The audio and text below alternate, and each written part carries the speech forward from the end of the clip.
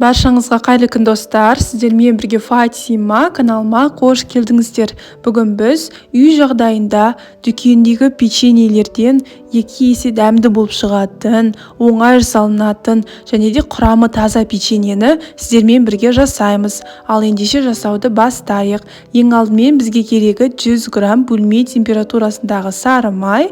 Осы сары майымызға 160 грамм шекерімізді қосып, жақсылап тұрып араластырамыз. Достар, бұл жердегі менің сары майым дүкеннің 82% сары майы. Осындай 82% сары май қолданатын болсаңыздар, печеньелеріңіз өте дәмді болып шығады. Ары қарай 2 жұмыртқаны қосамыз. Жұмыртқамызды да қосып, біріккенше венчиктің көмегімен араластырамыз. Достар, мен үнемі печенье жасайтын кезде жұмыртқа мен сары майды алдын ала тоңазытқыштан шығарып қоямын.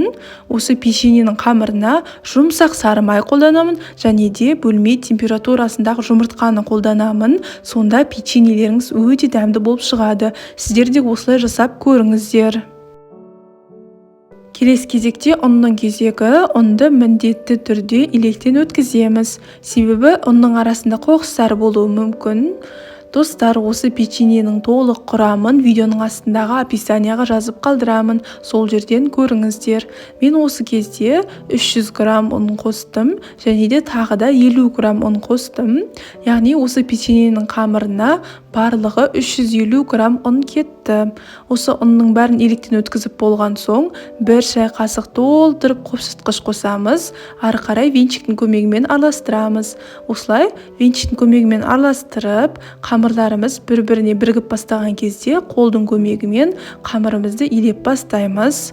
Достар, осындай печеньенің қамырына менде барлығы бағана айтып өткендей 350 грамм ұн кетті. Сіздерде 350 граммнан төмен немесе көбірек ұн кетуі мүмкін. Осы ұнды өздеріңіздің қамырларыңызға қарай қосыңыздар.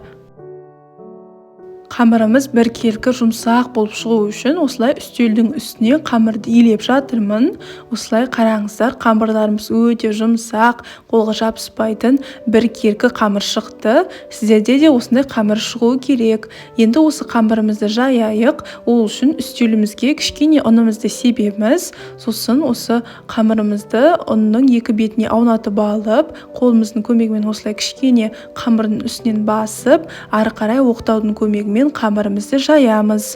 Бұл жерде қамырдың қалыңдығын шамамен 3-4 мм қылып жайсаңыздар болады. Ол өз қалауларыңызда.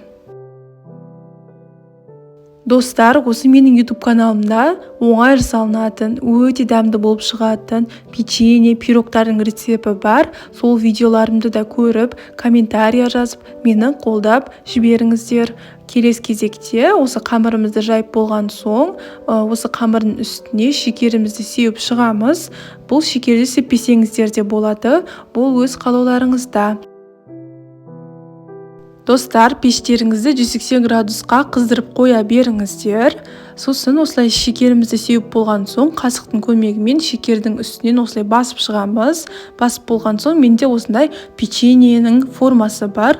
Осы формамен қамырларымызды кесіп шығамыз. Үйлеріңізде осындай форма жоқ болса, стаканның осындай домалақ жағымен печеньелеріңізді кесіп шықсаңыздар болады. Ол өз қалауларыңызда.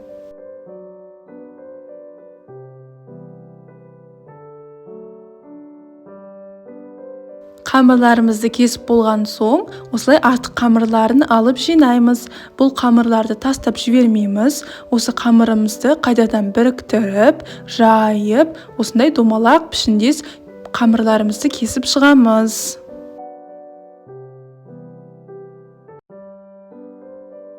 Достар, сіздер осы видеоны қай қаладан, қай елден көріп жатырсыздар, комментарийға жазып қалдырыңыздар.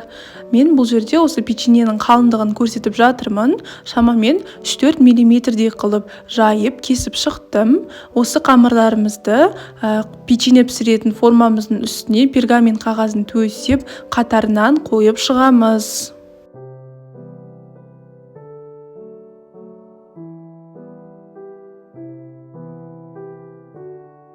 Біз бұл жерде қамырымыздың үстіне ешқандай жұмыртқаның сарысын жақпаймыз. Қамырларымызды осылай пісіретін боламыз. Қамырымызды қызып тұрған пеште 180 градуста 15 пен 20 минут аралығында пісіреміз. Біздің печеньеміздің асты қызарып пісу керек, үсті де кішкене қызарса, печеньелеріңіз пісті деген сөз. Әр үйдің пеші әр түрлі уақытта пісіреді. Сол үшін де өздеріңіздің пештеріңізге қадағалап тұрыңыздар. Мына шетте печеньенің екінші партиясында пісіріп жатырмын. Осылай пісіп шықты. Осы бір қамырдан менде ровно 40 штук печенье шықты. Қараңыздар, печеньелеріміз осылай өте әдемі болып шыққан. Осы печеньені суытып, сосын дәмін татып көре берсеңіздер болады. Печеньеміз дүкендегі печеньелерден 2 есе дәмді болып шыққан. Дәмді және де қытырлақ болып шықты. Және де құрамы таза, үйде жасалған печеньеге ештеңке жетпейді. Қараңыздар, осылай керемет болып шығады. Сіздер де осы печеньені жасап көріңіздер. Осы печеньені жасап, қалай шыққанын комментарийға жазып қалдырыңыздар. Сіздермен болған Фатима. Каналыма тіркеліп, лайк басып, комментарий жазуды ұмытпаңыздар. Келесі видеода кездескенше.